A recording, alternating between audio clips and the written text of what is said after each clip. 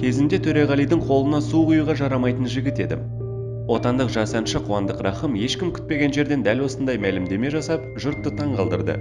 Ол бұрын Төреғали Төреәлінің қолына су құюға да жарамайтын жігіт болғанын ел алдында мойындады. Өнер иесі әншілігін өз құрдастарынан кеш бастағанына күйінді деп жазады Түнгі студия бағдарламасына сілтеме жасаған Нұр.kz. Әнші Түнгі студия бағдарламасына сұхбат беріп, ішіндегі бар сырын ақтарды.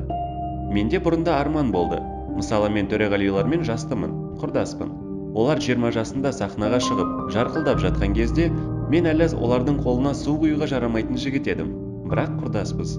Сол кездерде шіркін-ай, бір күні Алла бұйыртып сол сахнаға шығып, солардың қасында тұратын болсам, арман жоқ шығар деп ойлап армандайтынмын деп ағынан жарылды Қуандық Рахым. Айтуынша шоу-бизнес жұлдызы ән жазуды тоқтатпауға өзіне уәде берген. Әріптестері бір хит шығару үшін жылдап уақыт жұмсайтын болса, Қуандық Рахым көптің көңілінен шығатын туындыны 3 күнде жасап шығара аламын деді.